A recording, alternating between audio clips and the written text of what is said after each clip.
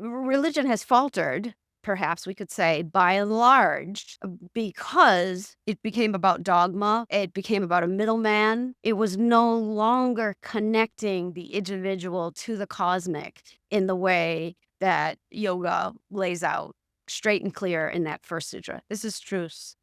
This is the yama. This is the administrator. Pure consciousness is administrating this, and you can't steal from it. You can try. We can try. But then now that's how we suffer. By not understanding where the balance and harmony take place, that's how we fall off into the realm of suffering.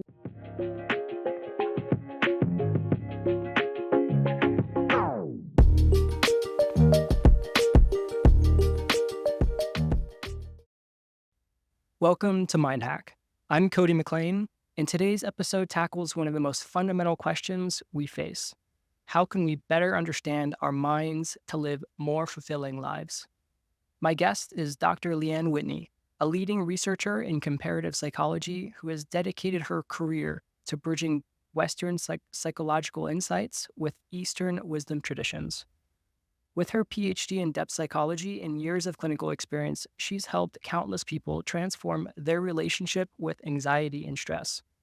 Her work has earned recognition in both academic circles and practical therapeutic settings. In her book, Consciousness in Jung and Patanjali, I'm going to have to redo this intro now, but can you please help me clarify how do you say this word? Patanjali. Patanjali, yes. Consciousness in Jung and Patanjali offers fresh perspectives on how ancient wisdom traditions can address modern challenges. What makes Dr. Whitney's approach particularly valuable is how she combines Carl Jung's psychological frameworks with the profound insights of yoga psychology.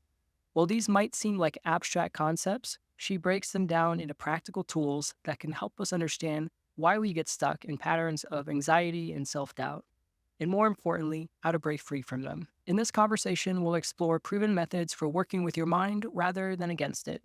Whether you're grappling with daily stress or seeking deeper understanding, Dr. Whitney's offers clear, actionable insights that can help you shift your perspectives and create lasting change. So without further ado, please welcome Dr. Whitney. Welcome to the podcast. Thank you, Cody. Nice to be with you today. You know, I was listening to Sam Harris recently, and he was talking about meditation. He said something that really stuck with me. He pointed out that how bizarre it is that we spend our entire lives in our own minds, yet most of us have no idea how they actually work. It reminded me of the Carl Jung quote where he says, "Until you make the unconscious conscious, it will direct your life and you call it fate." And what I found interesting, though, is I've done a lot of work and I've learned how to handle my own anxiety pretty well. And I keep seeing this pattern and with friends, the more they try to control their thoughts or force themselves to think positive, the more stuck they seem to get. And it's kind of like a Rubik's Cube that you're trying to solve folded, I think. And I would like to look at, and I know that your research has looked at Carl Jung's insights with Eastern wisdom. So what made you start exploring the paradox of how we try to control the mind? And what surprised you most about these different traditions? Oh boy, Cody, there's a lot there. I kind of want to go. I want to start with what you were saying about the mind and controlling the mind, because so much of it's also about the body. The body is informing the mind. And depending upon our childhoods or, our start out of the gate, it depends on whether we really feel safe. And if we don't truly feel safe in the body, our nervous system is running in a fight, flight, or sometimes even a shutdown and a freeze in ways that actually the conscious mind hasn't become aware of yet. In some systems of thought, we call that vertical integration.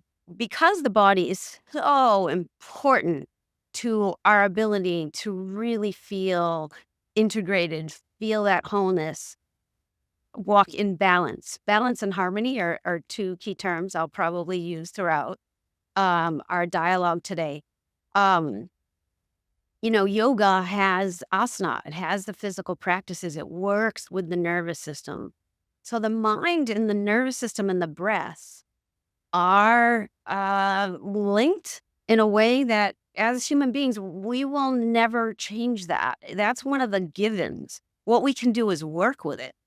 So if we notice that we're working with mental thought patterns um, and our anxiety is still running, sometimes, and again, I don't like to speak in absolutes, but that means there's something in the body, more an implicit memory that we haven't actually been able to get to yet. And of course, meditation can get there, um, but breath work in particular, really understanding that we need subdiaphragmatic breaths in order to uh, clear the nervous system of any of the binds of feeling unsafe. Is this making sense where I'm going with this so far? Yeah, and so I guess in some ways you're saying that we often have trauma, and this trauma manifests in physical symptoms that kind of unconsciously affect our day to day life. And you propose that one of the best ways to help resolve that is through breath Yes, work. absolutely. Walking, also movement for sure, but that link between the mind and the breath and the body. So ultimately, we can be grounded and stable in our body on the earth. It's our minds and our culture tend to move so fast, and especially with tech today, which I'm a huge fan of. Like, I love ChatGPT 4. Um, and we also want to be very mindful in how the mind really ultimately is a tool that we as a system want to be able to master so we can send our mind out on the missions that are going to optimize our lives, not bring chaos or rigidity or some kind of early dissolution. So I'm a big fan of, like I said, balance, harmony. Another word I really love is mastery. Do we have the mastery to send our mind out on the missions that we want to send it out on? And if not, more often than not, it's vertical integration that's impaired, which means that the body mind connection hasn't been made consciously enough yet, that we haven't brought into the prefrontal cortex or conscious awareness how the body's nervous system is running. Um, and that ability to integrate, be aware of the body mind connection is fundamental to overall healing and overall optimization. And so, what kind of healing would you say is really relevant for somebody who is experiencing some form of trauma? And can you define kind of the people that you work with, even what are they experiencing, and what do you hope to solve through this mind Yeah, body a lot connection? of people, absolutely. Anxiety, stress, um, boy, the cultural norms of, I want to say predatory capitalism. I'm in no way against capitalism.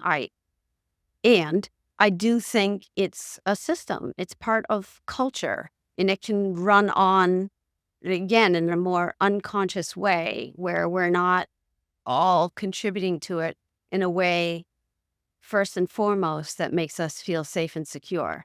So, for any of my clients who are looking for that harmony and balance, um, always breath work, always a morning practice. Like, how do we start our day? Um, because, like, we were talking right before we started recording, self realization, because the Eastern liberatory practices have been part of my life for over 25, 26 years, self realization is ultimately the bigger aim, where self means pure consciousness, that the seat of our awareness is yoked, harnessed to the seeing. The seer and the seen are working in harmony, and we have to yoke our mind to that level of pure awareness. And so, always with my clients, a morning practice, a breathwork practice becomes imperative because part of healing is to make sure that the mind is harnessed into, again, this deeper. I just pure awareness, pure consciousness. Some people, they shy away from the term pure, but pure just means it sits inside itself. That's what the Eastern liberatory teaches, in particular yoga, Vedanta. That's what they point to, this idea of non-duality, that we are not isolated and separate. We are an expression of the one. Brahman is the term that's used in that system of thought, and translation can be pure consciousness, God, the absolute, Satchitananda, and we are an expression of that. So that harnessing, that yoking into that kind of depth is first and foremost primary. So how do we start our day mentally, emotionally, physically, and spiritually, where we're harnessed to that as opposed to the culture? That's not to make the culture wrong. It's like the set inside or the subset inside the set. We can't, if you make the culture before pure consciousness, already the harmony and the balance of our perceptual system is going to be off balance because the order of operations, if you will, is off. So those morning practices become all important.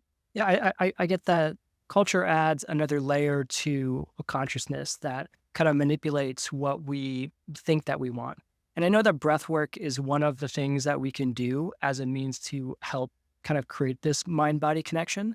But I'd like to kind of pull out for a sec and actually look at ego because I think there's a difference in how Western psychology views ego, and in Buddhism, I think it's not really. I don't know if it really fully acknowledges ego, but I'm wondering if you can just explain how our ego plays in our desires, why we need our ego, and what is the difference between the Western and the Eastern view of the ego? So I want to start out by saying I prefer a term, functional organizing principle, because I do think in the West, the ego, which was originally a very abstract idea of Freud's, it had more to do with soul. There was a term he used, sile, but in the translation by Strafke, um, you know, we've co-opted this term, a very abstract idea, into something that's become very real. I'd prefer to sort of pull it back out and talk about a functional organizing principle. As long as we don't over-identify with it. Because one of the principles of yoga is non-stealing. The consciousness isn't ours. The consciousness is something that flows through the lens of perception. And the problem becomes, is the lens dirty, tainted, too constricted, too blown open? So that's why I prefer functional organizing principle. And in the West, and a lot of the Euro-American psychologies, ego became this really real thing, that I am a real separate individual. Whereas yoga would say, absolutely not. As a matter of fact, that is going to lead you down the pathway of suffering. That is going to add fuel to the fire of the original point of suffering, is avidya, which means not wisdom, not seeing the real truth of pure consciousness. So that's the initial misconception, if you will, although this is all beyond conception. And then from that initial, actually, I'll say impure seeing, then this idea that this egoic I, as mita is the term in yoga, is real, adds fuel to the fire of that blindness already of pure consciousness. So there's huge distinctions between these two systems of thought. There's a lot of alignment in the practices. Like you mentioned earlier, I've studied a lot of Jung and yoga. There's lots of alignment when we talk about Jungian complexes, yoga samskaras. So where the mind tends to be at its edge of suffering, there is absolutely a lot of agreement. But that field, that absolute pure consciousness, the seer, that which is, you can't see it because it's the thing that's doing the seeing. You'll never name it. It's beyond conception. It's the thing that's looking through the lens for all of us. For the most part, that is absolutely not in the Western canon at all, that pure consciousness. Our philosophies and our psychologies are wrapped around it's a more of what I would say if Patanjali were having this conversation, it's stealing. It's taking ownership of consciousness. And that is a huge mistake for a culture to make. You want to play with it, but you don't want to take ownership of it. And so there's been a huge focus, particularly within Western culture, of people really taking on this desire to connect to their spiritual self. And in some sense, there's also been a desire to kind of transcend our ego as a belief that we can obtain a higher spiritual calling or being outside of that.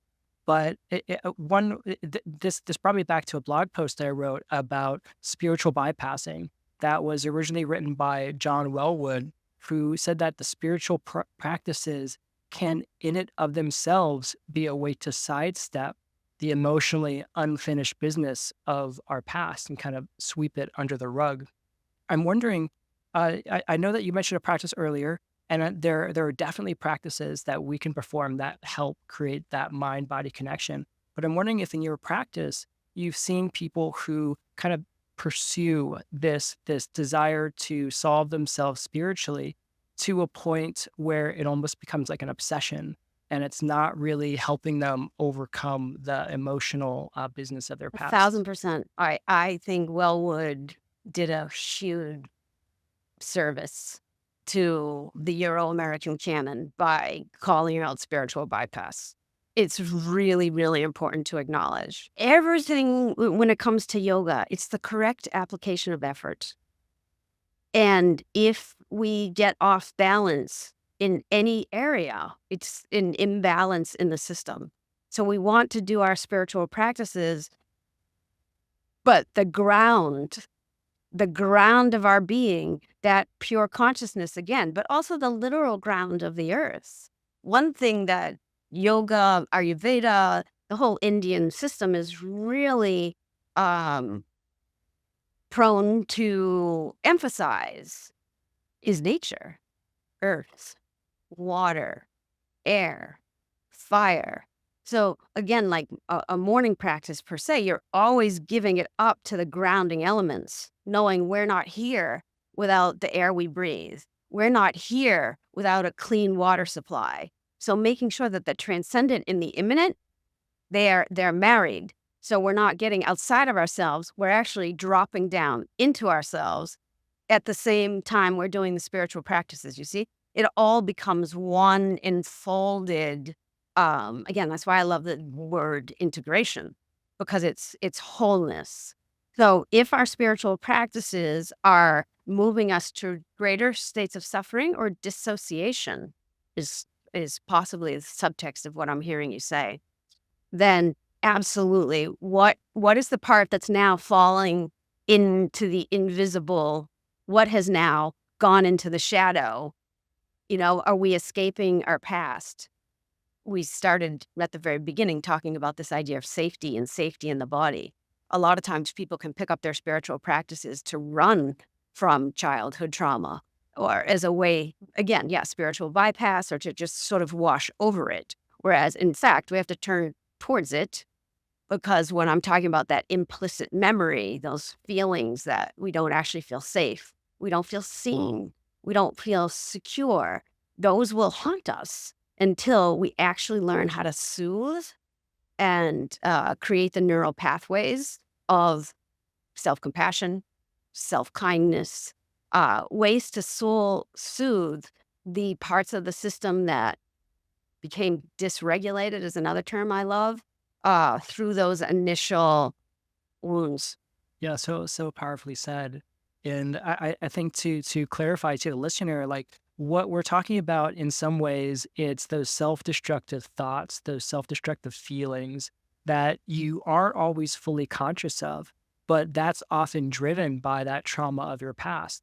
And maybe you meditate an hour a day, maybe you do yoga, you have a therapist, but in the moment of when you experience these things, your mind still tends to default to this negative bias. And I think as a means of spiritual bypassing, I think the goal, and I'm just characterizing this now, is is that we desire to change those instinctual, that unconscious part of ourselves that still clung to the past, and change that. Because once we do that, then we can live in a more peaceful universe and loving self-compassion for ourselves, rather than having ourselves pulled into this negative experience and then using this spiritual practice to pull us out of the negative Yeah. experience. It mean again, you can't run away from the perspective of pure consciousness. Again, it's pure means there's no other. It sits inside itself. There's no way for us to run. So if a neural pathway, if our nervous system needs to be opened, let's just say subdiaphragmatically, somewhere in the gut area, then if we just sit in Om and do a mantra, is it really going to get to that subdiaphragmatic area, or the intention and the attention of, wow, I feel intense anxiety in my body. I feel very self-abusive. I need to put my intention and my attention on to why the loving kindness isn't happening within my own system. If integration made visible is kindness and compassion, that is true for the world behind my eyes as much as it's true for the world in front of my eyes. So has not been integrated yet that I would be that self-abusive? And of course, it can be, there's layers there, right? So did I pick it up from the family system? Did I pick it up from the culture? A lot of young women can become very self-abusive because they compare themselves. There's so much media of different types of beauty, and certainly back in my generation, maybe less so today because there's more ideas of beauty out there. They were a very small, narrow window years back. And then people's minds can get twisted and through that comparison of what they see the culture rising towards putting on a pedestal. Right. Um, and then it can be even, I want to say, deeper than that. Maybe the whole family system has within it, and this is going to really go on the edge here. And you're talking about family systems, that like the Yeah, psychological like internal framework. family systems today. Robert Falconer is a big voice for that system, founded by Richard Schwartz, but he talks about porous mind.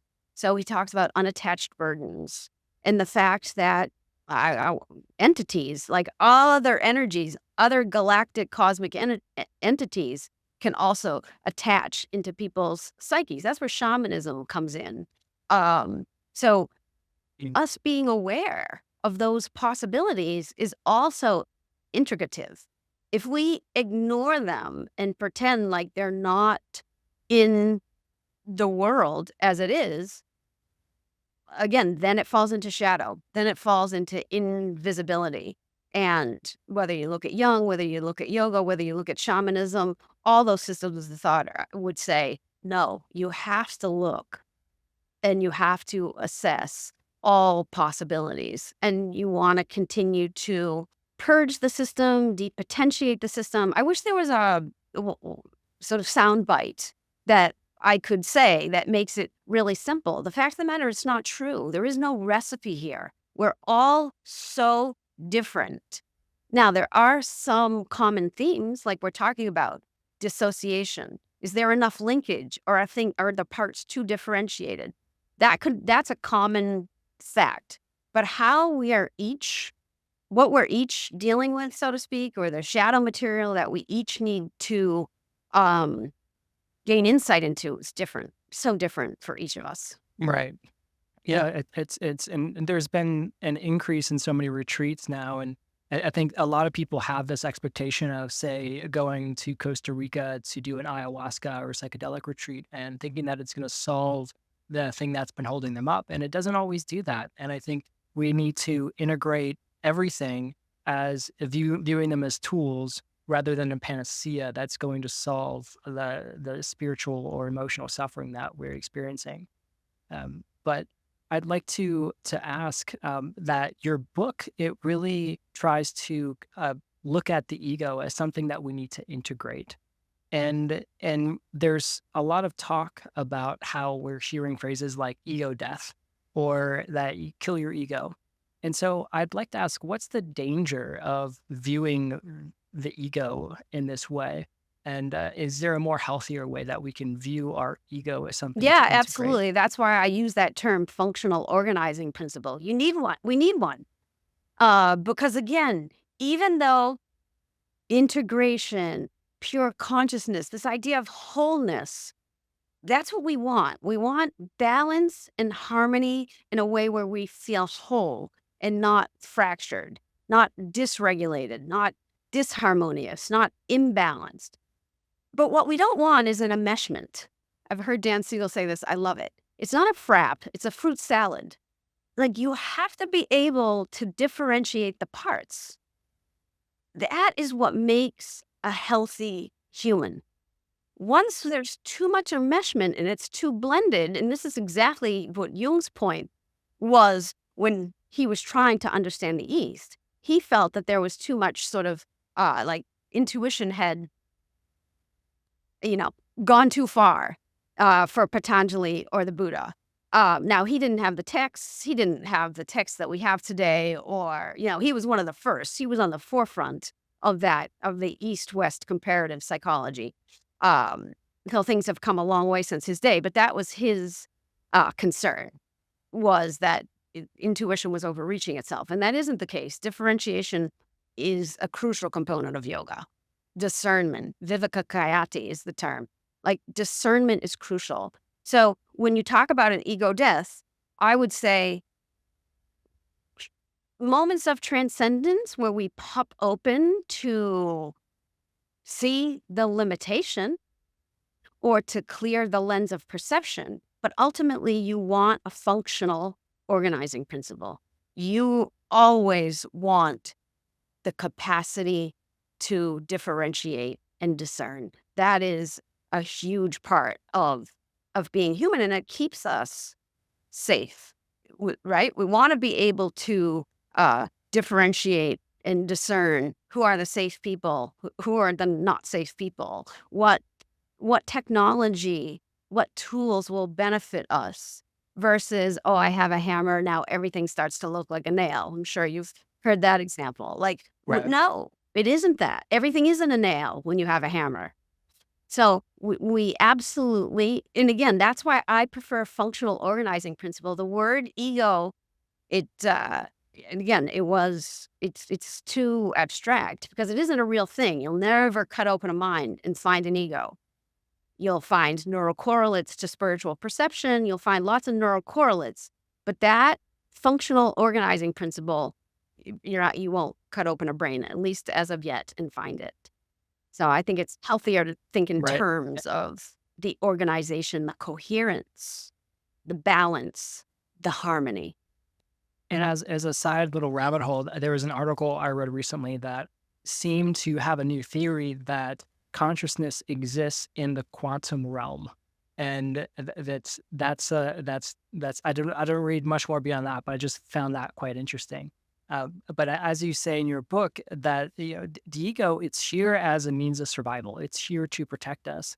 But the problems arise when the defenses become too rigid and unconscious.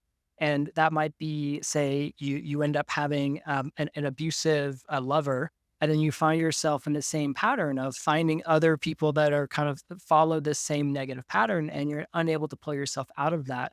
Or you have some, like, say you were bitten by a dog as a kid, and now you're just deathly afraid of dogs. So there's a means, a practice that we have to initiate in order to make sure that our ego is not erroneously trying to protect us. But I love that you try to say that we need to understand our ego and the parts. And I'm wondering if you have a map or a framework in terms of how I know you said also that the ego doesn't exist, but is there like a framework at which we can try to meditate and view the different parts of ourselves? Is it just internal family systems, or do you have another perspective Well, on that? let me just say, first of all, I love where you're going with this idea of like implicit memory or the patterns of consciousness. So Jung would call those complexes. Like there's something revolving around a common image and a common theme, and we tend to repeat them. and that's one of Freud's key ideas, the compulsion to repeat. Until we bring awareness to the pattern, I want to say has no alternative but to repeat because it's actually looking to be seen.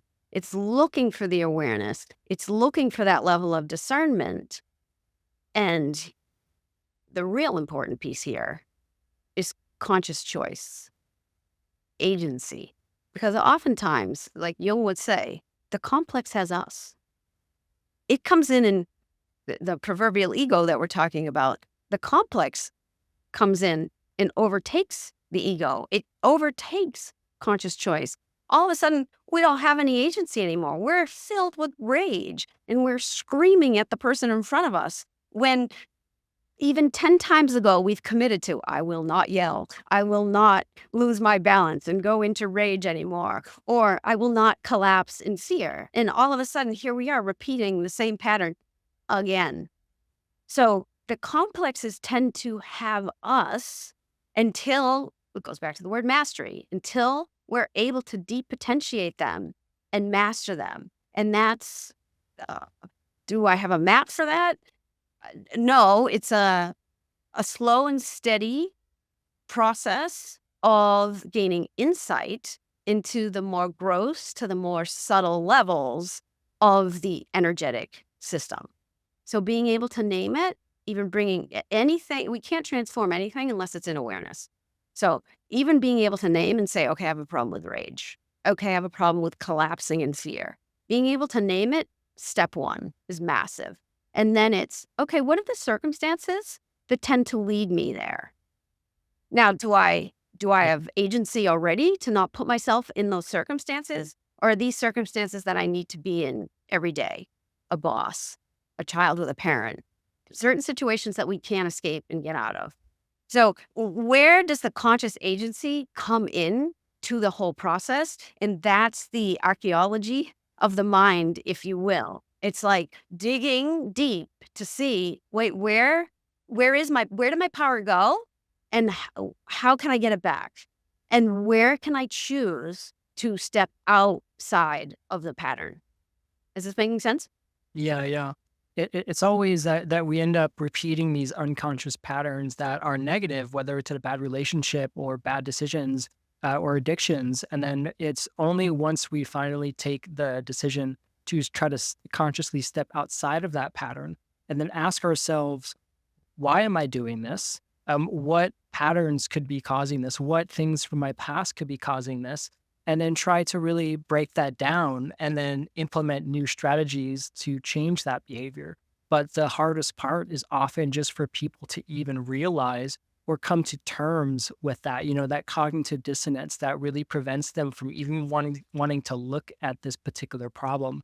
And that's why we have so much anxiety and suffering in the world today, Well, unfortunately. yeah, it is unfortunate because we have Buddhism and yoga, which are amazing systems of thought that have to do with the healing of human suffering. We do not need to live this way, but we have to have coherence in our worldview.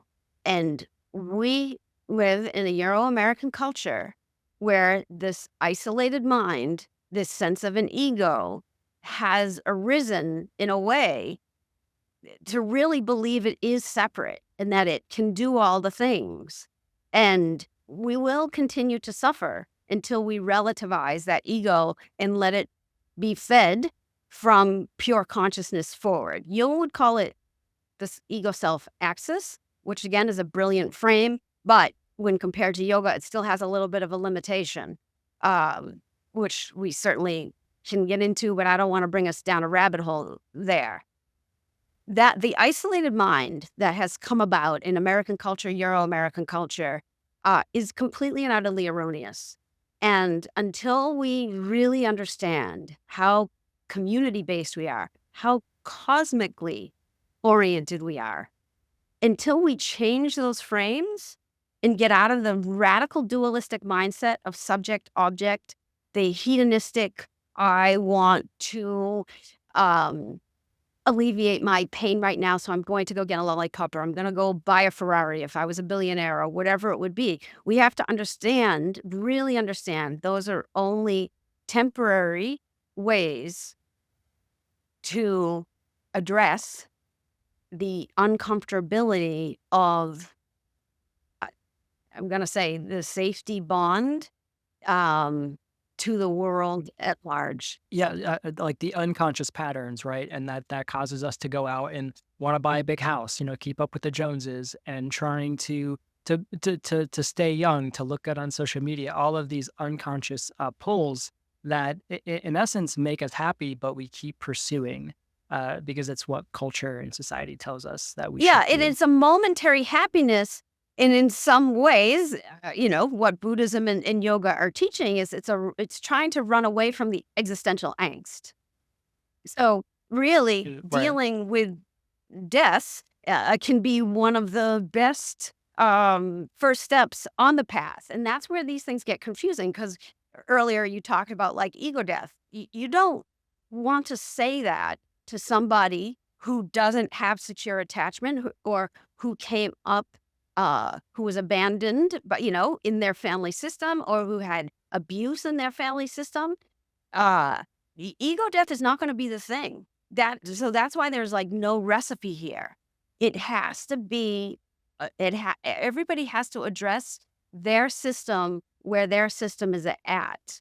And when there's deep, abandonment wounds, those wounds have to be soothed and seen, and that's like human to human, or it's a smaller sense of security and safety. When you're out at the existential area, now you're in ideas of, okay, I'm gonna give this up, I'm gonna surrender into cosmic mind. There has to be, that's why another word we use is window of tolerance. We have to have we each have a window out into the world. We want that window clean. We do not, wanna have, we wanna be able to see right outside the window. We don't wanna be at an angle where we're getting this reflection back in some distorted view. We wanna be able to see outside that window, and we want that window to continue to get wider and wider and wider, because what happens is, at the certain edges of that window, there are intolerable sensations, intolerable capacity to be with ourselves, be with another person. And again, that's where that inquiry around the complexes is going to come in. Is like, why is this intolerable for me? Why can't I sit? Why can't I pause? Why am I all of a sudden again in the rage or in the collapse system?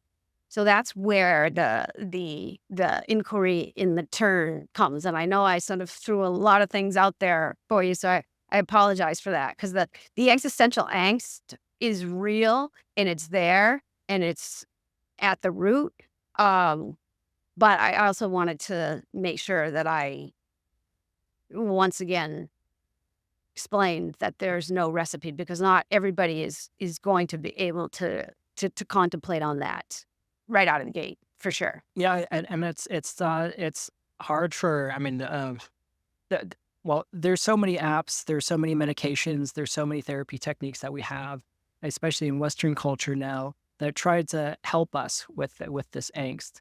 And we've also seen religion has, there's less believers now than there ever have been, and it's expected that's going to continue.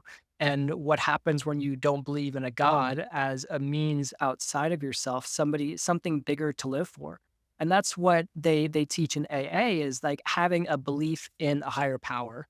Because when you're trying to quit alcohol, you can quit and you can be sober for a few years. But the moment you have a big stressor, say you get into a car accident, say somebody that is really close to you dies, you tend to want to default back to that. And often the experience that I've read about most often is a belief in the higher power, a belief in a God, and that helps them. It gives them this sense of peace, of security that they can rely on, at least in terms of their ego and their consciousness. And it seems that we have this one view of how to solve this in Western psychology, but you've noted in my, hopefully I don't butcher this again, Putin Patanjali, Putin Patanjali, Putin Patanjali, yeah, uh-huh. Patanjali rule. and that this is a ancient view of wisdom that's just thousands of years old. And I would like for you to explain exactly what this is and what we can probably learn from this in terms of applying it to our modern Yeah. modern world. I love that you brought up AA. And again, Carl Jung so instrumental with Bill W. to set up that system. And in my one of my favorite parts of Jungian psychology is the religious function of the psyche. Over the archway of Jung's home, he had a placard, called or not called, God will be present. We ignore the gods at our peril. And again, this is what I'm saying about, does the complex have us or do we have it? When that rage comes and takes over the whole ego and floods the whole system, is that the gods? Like, who is that? When we don't have conscious control, we're not steering the ship. Something way deeper and way more profound is flooding our system. And I want to go down a rabbit hole, but another side note here. There's a brilliant new discipline, neuropsychoanalysis, which has to do with affective neuroscience, which shows that these emotions, they're subcortical. They're below the cortex. They're coming from the body up into the mind. So we have to be aware of what's happening with fear, with anger and rage, with the separation distress call. These are hardwired. There's 7 emotional primes. They're hardwired across all mammals. And we're a mammal. So these things are subcortical. They are hardwired on the system. We need to learn how to master the system and live with them. So a little side note there. Patanjali, it views anxiety as like a symptom of misidentification of, and in like in our society, we treat, say, the anxiety, and it's not as often that we treat the underlying symptom of that. A thousandfold. A thousandfold. So, right, we're talking about the religious function of the psyche, and that yoga is intricative by nature. Yoga is both the practice and the process, and like, hold this gently, but I want to say the end result. It's the lived experience of union, which means the mind and the breath and the nervous system are linked, and they're linked because they understand cosmic intelligence. They understand they are not living in an isolated, separated egoic self. So anxiety becomes a symptom of, where am I out of alignment with this cosmic intelligence? The intelligence that's informing my whole system. And of course, Patanjali has an array of practices, which I'm happy to get into. But the yoga is it's the whole package, because it is sitting inside what Jung would call the religious function, where AA is sending or inviting its members to intend and attend to something greater than itself. Yoga is already deeply sitting and rooted inside, I'm going to say, that truth. So the first limb of Patanjali yoga is called the yamas, and it means the administrator, because our beingness, not what we co-opt as knowing, the intelligence of our beingness, of our lived experience inside this cosmic wonder, is administrating. It's how we get into alignment and into balance with that bigger cosmic picture that allows, again, yoga to be experienced not in a textbook way, but in an embodied. So yoga means to yoke. I used the word harness earlier, and how I said, like, the morning practices for my clients. You want to harness your mind into cosmic mind. When the small mind becomes too separated from the cosmic, it's going to suffer because it's no longer at home. You see what I'm saying? And that goes back to this idea of stealing or greed. Let me list all. Patanjali has 5 yamas. So the first limb of his 8-fold path is the yamas. And sorry, can you just clarify what is because you've mentioned yoga, and I think some people are going to be confused because, my mind defaults to yoga class at a gym. Can you differentiate what do you mean about yoga and that it's not Yeah, I necessarily what we love think that. it is? Thank you for clarifying that. We'll get to the yoga at the gym-ish on limb 3, the asana, the physical practice. But when I speak to yoga, I'm actually speaking to Patanjali's Yoga Sutra, which is the core text of the classical yoga system, which is one of the 6 orthodox Indian philosophies.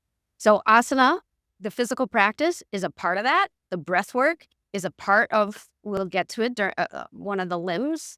Um, but it sits inside a deeply philosophical and psychological system. So, much like we secularize Buddhism and take it out of its cosmic elements, we use Buddhism in the West, and we forget the Buddha sat under the tree and talked about all his past lives and karma. And it's like you can't just rob the system of all its rich heritage. But that's what we tend to do. We colonize everything. Like, don't take it out of its context. The Buddha had a particular set of experiences. Take those all with you when you practice Buddhism, that kind of thing. So, and it's the same with the yoga asana. We take the asana. Well, wait a minute. The physical practice, because as I mentioned many times already, we're talking about the nervous system. And those asanas help us clean, purify the nervous system. You don't want to take it out of its home inside the deeply philosophical and psychological system that it is. So, does that clarify? Okay, Yeah, yeah. great. Because there are many actually paths of yoga for sure. Um, so the classical yoga school of Patanjali, he has 8 limbs that he speaks to in the second chapter of his 4-chapter book, which only has 195 sutras or threads. Um, and the first limb is called the yamas, and that is composed of 5 different elements, which is nonviolence, truth, non-stealing, walking in the awareness of the highest reality, and non-greed. And I've kind of threaded many of those things throughout this conversation in different ways. And I wanted to bring it up because we talk about this idea of truth, that the individual mind isn't separate from the cosmic mind. Again, why AA invites and guides its people where it does, while Jung talks about the religious function of the psyche. Whether you call it God, source, goddess, the name does not matter. It's the knowing that there is no separation, that the cosmic and the individual are integrated in a whole. And that is a truth in that system of thought. It's not a relative truth, it's an absolute. Pure consciousness in that system of thought is absolute. What we have done in Western, in the Euro canon, is we've relativized everything. That makes a huge distinction between East and West. Because our religions sort of co-opted this very dualistic, there are 10 commandments for sure. And I'm not a religious scholar, so I can't really speak to Islam and Christianity and Judaism. I love the mystical arms of each of those systems of thought, Sufism and the Kabbalah, um, mystical Christians, but religion has faltered, perhaps we could say, by and large, because it became about dogma. It became about a middleman. It was no longer connecting the individual to the cosmic in the way that uh, yoga lays out straight and clear in that first sutra. This is truth. This is the yama. This is the administrator. Pure consciousness is administrating this, and you can't steal from it. You can try. We can try, but then now that's how we suffer by not understanding where the balance and harmony take place. That's how we fall off into the realm of suffering. Non-greed, right? We've talked about the hedonistic elements of living a materialistic existence. So that's the first sutra. The second one are the niyamas. So it's more like the end is the beginning. In that first sutra, Patanjali is saying this is the integrated whole. It sits, that's why it's pure consciousness. Again, it sits inside itself. It's not stealing from itself. It's its own truth. It's not violent. It's actually love is the closest way for us to, uh and I don't mean a infatuated kind of love. I mean in an embodied sense of the heart is open, the mind is connected to the heart, and we feel loving kindness throughout compassion throughout our system on a daily basis. That's why integration made visible is kindness and compassion, because we feel it. So that's why nonviolence is part of the yamas. So it's like the end is the beginning. And really, when you look at his limbs, and then his second limb is the niyamas. But I'm sorry to interrupt. I want to add so much on top of this Please, before we move please. on to the next. Is is Patanjali, I'm saying it wrong again. So it describes like different states of consciousness, and I think it's hard for everybody to fully comprehend unless they've experienced like a week long meditation retreat. But what you're describing, this connection to consciousness, it reminds me of the panspermia theory, which is one in which we are the universe. You know, we are our consciousness is the universe, and it's kind of it kind of screws with you if you try to think with it for too long. But this is what this version of yoga, what it really tries to describe is the state of consciousness in which we're beyond our ego. We exist in a non-dual awareness. And there's been neuroscience on this that shows that advanced meditators, they're able to have completely different wave patterns depending on what state of consciousness that they're in. So this is not this kind of weird woo-woo thing that we're talking about, this connection with the consciousness. It's just really, really hard to get there. And a quick shortcut that a lot of us have experienced is like psychedelics and other tools of that nature. But that's kind of what we're talking about, this disconnection from everything around the, I and who I am. It's a connection with everything around us. Well, I'm a big fan of psychedelics, in particular psilocybin. I think it's a very hard opening medicine. Um, because one of the things maybe we want to differentiate, yes, it's states, but it's also the differentiation between consciousness and the contents of consciousness. So earlier I said the seer and the seen, the thing that's looking and the thing it sees, and the subtlest levels of what it sees or feels. Because seeing, you could sub that out to say perceiving. It's perceiving subtle signals in the body. It's perceiving emotions. It's perceiving thought.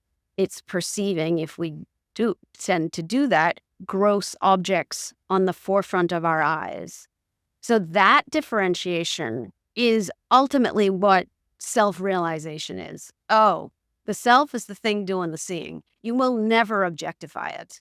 It is the thing. It's coming out as cosmos, as galaxy, and we are that.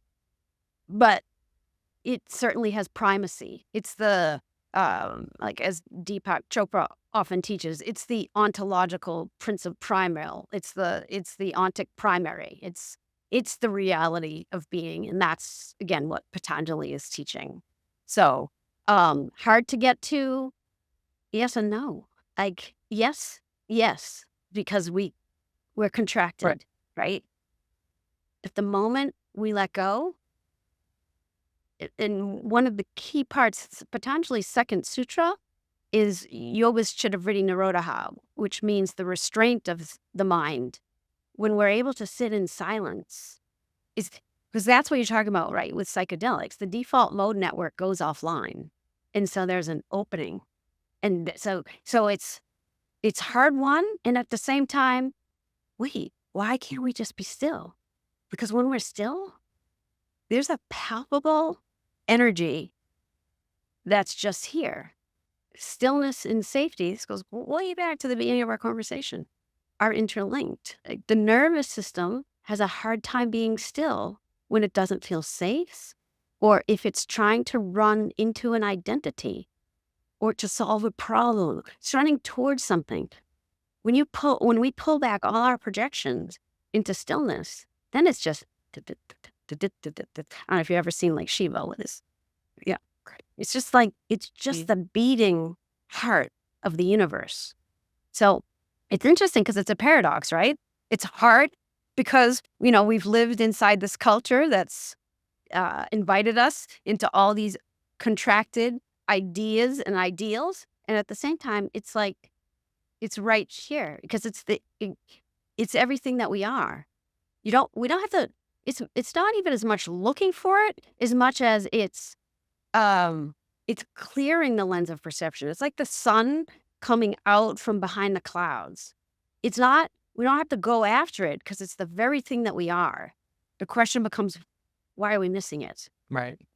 And in your book, you talk about understanding consciousness differently. And it doesn't just change like what we think, it changes how we live. So I'm curious in your work with clients, what were some surprising changes that you've seen in people who really fully understand this, like in their relationships, work, or daily lives? Uh, Alignment with purpose is a big one. Alignment Mm. with their life story. So, their narrative, if you will, of who they are, why maybe they chose the parents they chose, or the bodily system that they chose, and um, moving towards states of empowerment.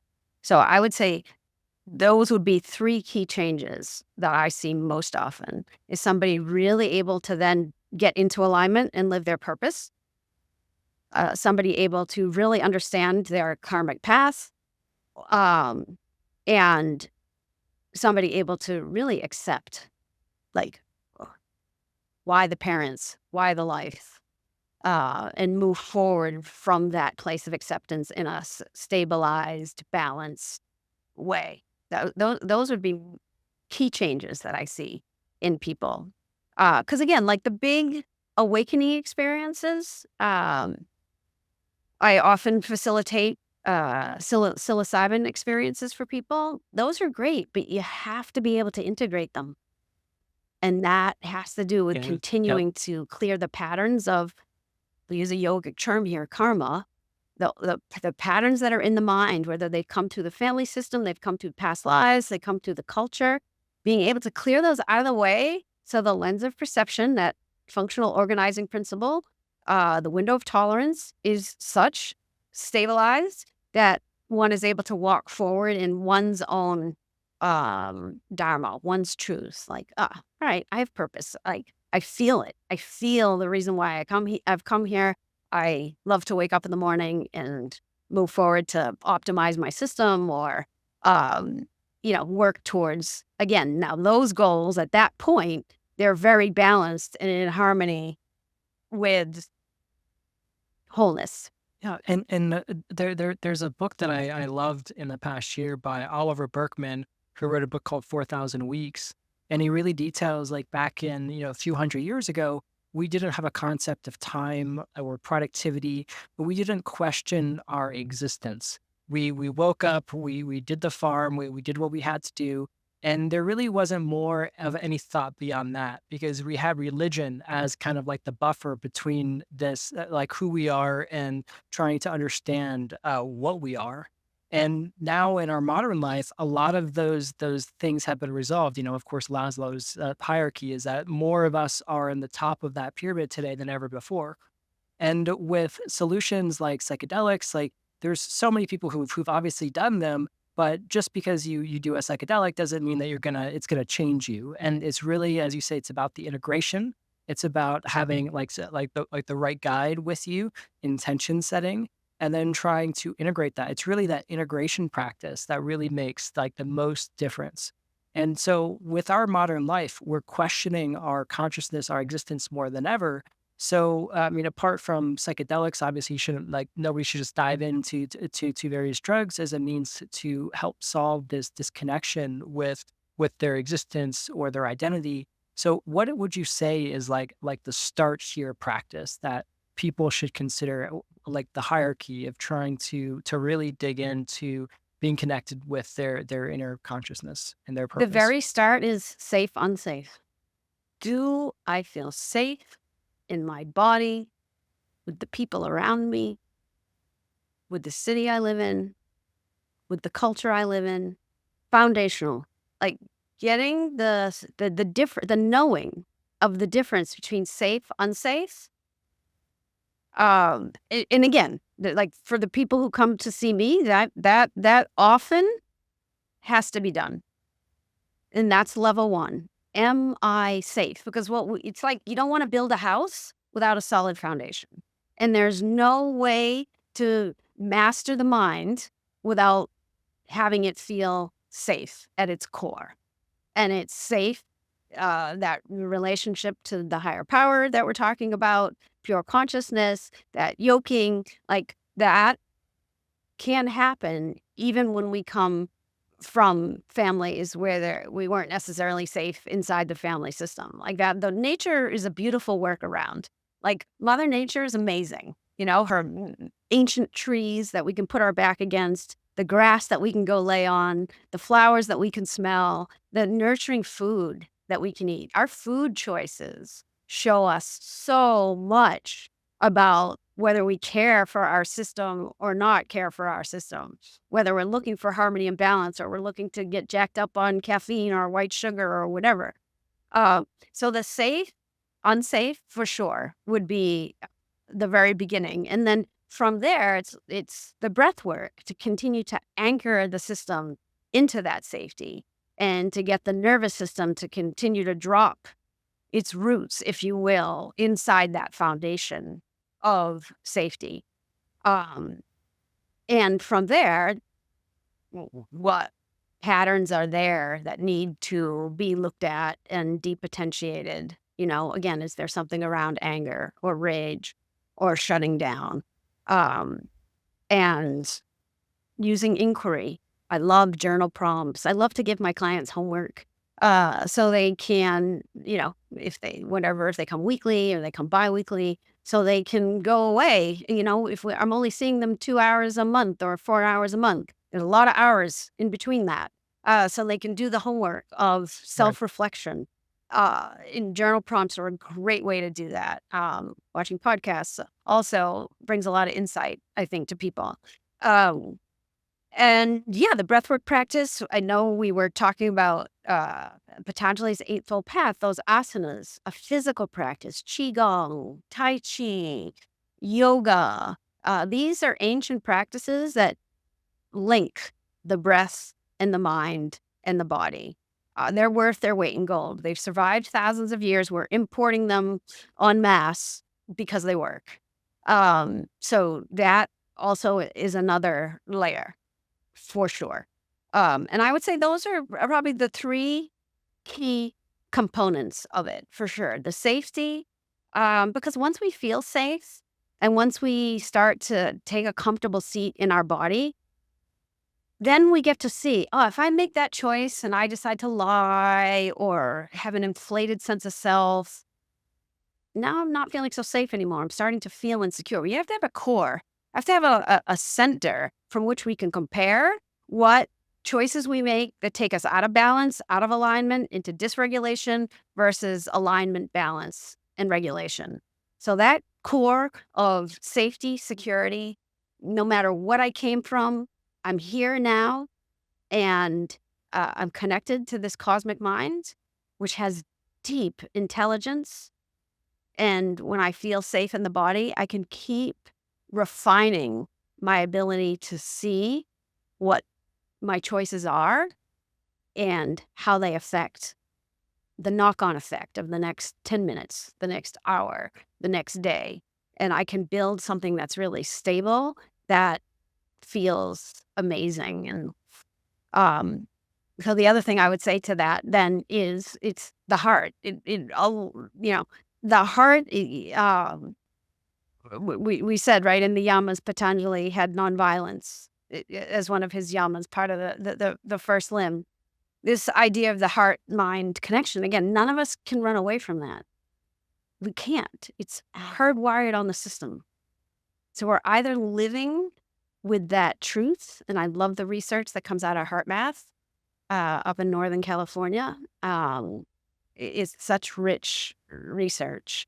It is in alignment completely with what yoga, one of my favorite yoga sutras of Patanjali. It's in the third pada, the third chapter. He says, by concentration, meditation, and absorption into the heart, you come to know the mind.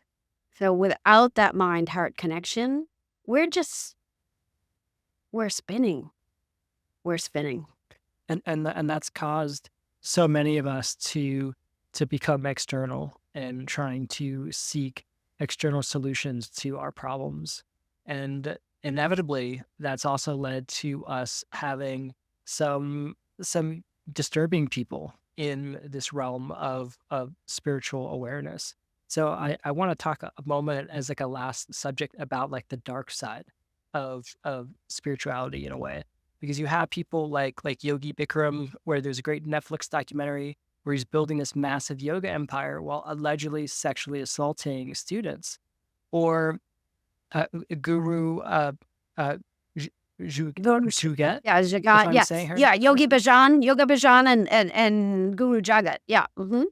Yes. Yeah, and there's a HBO documentary about her, and it shows like this kind of misguided guru and this master manipulator, and the wellness industry as a whole. We have people like Jay Shetty, who not to say too many bad things about him, but I mean he went from being a monk for 3 years to now having this massive social media empire worth millions, and in some ways that kind of seems counterintuitive of like the whole image that you're trying to project. And it's taking ancient wisdom when it's combined with like modern marketing.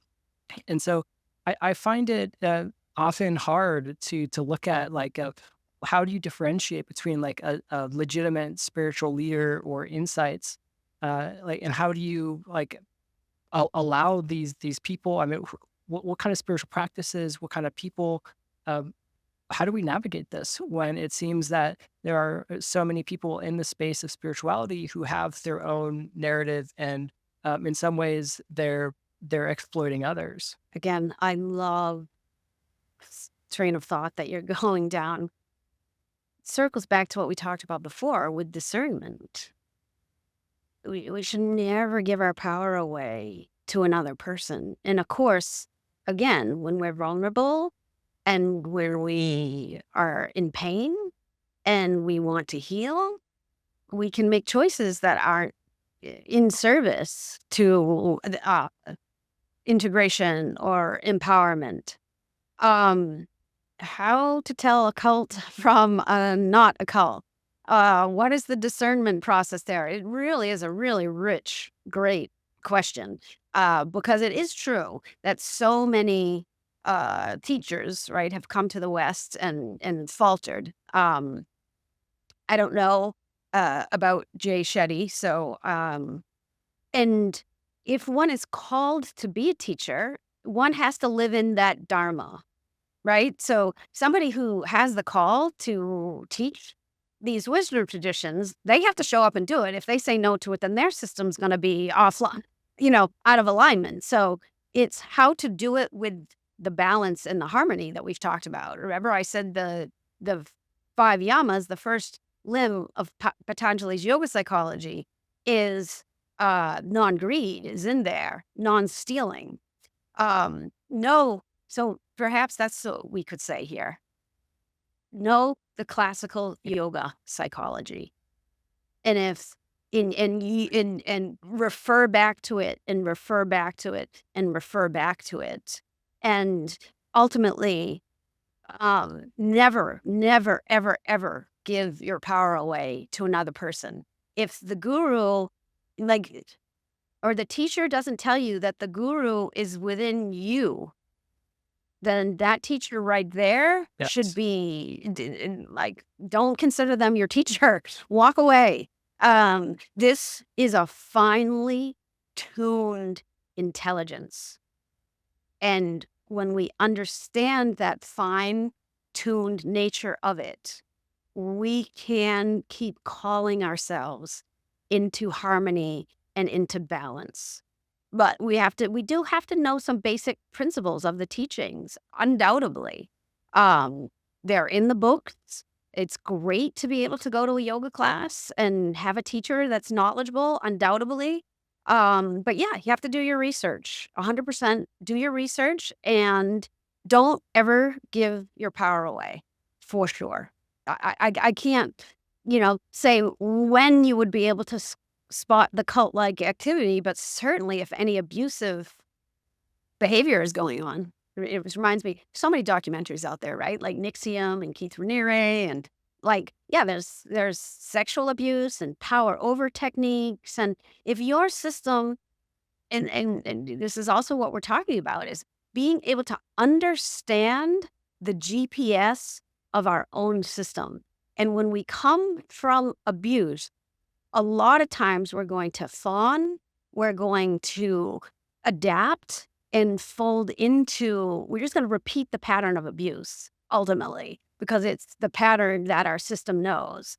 So, how to begin to reorient the GPS system, um, a good therapist, one-on-one work. Because again, like it's really hard to have one-liners and have a recipe, because everybody's system is really so different. And I would venture to guess back in the day, um, yoga was probably taught more one-on-one than in these huge, big spiritual communities. There was probably a lot more one-on-one work done between the teacher and the student. Um, so I hope I've given at least a few little ideas. Yeah.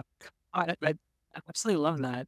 And I think what's shocking as viewing like spirituality if we've never really been spiritual and then we try to become more spiritual, we see those who present themselves as spiritually enlightened, as pure, as we can trust this person because everything they say, it almost comes from a place of love and connection with the universe. But at the end of the day, they're still a human being. And when we put our faith and trust in another person, it means that we don't have faith in ourselves. And ultimately, I mean, I've been in bad relationships, many of them being business partners. I'm actually writing a book right now on how to avoid bad business relationships. But one of them was with somebody who is kind of a master manipulator called like a dark empath, where they're able to empathize with you, but they still have malicious intent, right? And I think the ultimate thing that I learned through that experience is that we are our own guru. And the moment we can trust ourselves, trust our gut, not default to, well, what would she do? What would my partner do? What would that person do that I respect? That's the moment of transition in which we're able to obtain that level of self confidence, that level of self esteem that we've been searching for our whole lives. And what's ironic is that it exists right within us and it's been there this whole time. Yes, and I want to say, I bet it had to do with safety. That you Mm. trust it because you feel safe with it. You've understood its language, Yeah. you know how it's communicating to you, and you're able to walk forward with that inner knowing. And that's why I stick with safety first. Like, we have to feel safe to let all that wisdom and intelligence fall into place. Because from there, it's like, yeah, I'm safe in my body and I'm safe with the cosmos. I'm going to listen to you, fellow human, but I understand how complex the human experience can be and how twisted up you could be behind that smiling face that I see. So I'm going to stick with the cosmic intelligence and how I know it informs me. I will be open and receptive and my heart will stay open, but I will also keep my field of discernment alive so that when you come to me, I am discerning and I am using all of my senses, my intuition, my thoughts, my emotions, my sensations to, are you safe or not safe? Yeah. And so as we wrap up, I'd love to get really practical for a moment. And because we've explored so much today, from Jung psychology to ancient yoga wisdom, I'm wondering if for say like the college student that's listening right now, maybe feeling overwhelmed with social media or pressured into needing to have a great career, what practical advice or insight could help them anchor in this crazy world that we're Yeah. living in today? Um, Breath. Again, like we make up the culture. We can't blame anybody. Like, there's no victim here. Each of us makes a vote with every dollar we spend and with every job we take into what we want the next day, month, year, 10 years to look like. So, focusing on one's breath, feeling safe in the body, feeling connected to the cosmos is an excellent start because the culture is a whole nother layer. And we all, I want to say, especially now with the rise of, I don't like the term AI, I much prefer co-intelligence. Like, we want this tech to be our friend. We want it to optimize and help us move into the next level of our own evolution. But we created it. So again, it's not coming from source, it's human created. So that sink back into breath, into body, into nature, and feeling safe inside the cosmos, I think is a great start for anyone. And then realize, and what's the culture doing? And now how do I want to participate? Do I want to move the culture out of suffering and more towards a center? Or do I want to be in the spinning top nature of the culture? Just even right there, as somebody going to school or just coming out of school, it's making those really focused decisions on participation. And is there any specific type of breath work that you'd recommend, like whether it's box breathing? I know that's recommended for anxiety, or a meditation practice. What's something that you would recommend, or a set of So, practices? a breath work that I love, and maybe we could do it real quick. First of all, I love two hand holds, one at the chest and one at the abdomen, because that acupressure point of just not too hard, but not too soft can really allow the system to settle in and of itself. And then, of course, some people will close their eyes. And if that doesn't feel right, then leaving the eyes gently open is fine too. And from here, after breathing naturally and finding the handhold, again, not too hard, not too soft, taking 6 counts on the inhale, really filling subdiaphragmatically into the belly, holding for 2, and then extending the exhale to 8, and then repeating that. So 6 on the inhale, pausing for 2, really long extension to at least 8 on the exhale. Another pause before the inhale. Wonderful. Really helps the nervous system relax. And that's ultimately, as I've said many times, the mind is linked to the breath, is linked to the nervous system. When our nervous system is relaxed and safe, we're going to make a set of decisions and see life one way versus if we're in a fight, flight, or freeze kind of response. And we want to be mobilized, right? We want to optimize and mobilize, but we want to know the safety, the ground base first. Well, on that note, Dr. Whitney, thank you for breaking down these really complex topics. For everyone who's listening, I would advise you to, or recommend that you check out Dr. Whitney's book, Consciousness in Jung and Patanjali, which I'll never get. I have to keep on practicing it. It dives deep into everything that we've talked about today, and it's also a little bit academic. And so, if there's other things that we've talked about in this episode, we'll be sure to put it in the show notes. Dr. Whitney also has some great resources on her website, and also her Instagram, which is Dr. Leanne Whitney. That's Leanne, where she shares practical tips and insights regularly. Uh, this has been MindHack. I've been your host, Cody McLean. If you have value from this episode, please do me a favor and share it with someone who might need to hear it. Until next time, keep hacking your mind, but maybe with a little less ego.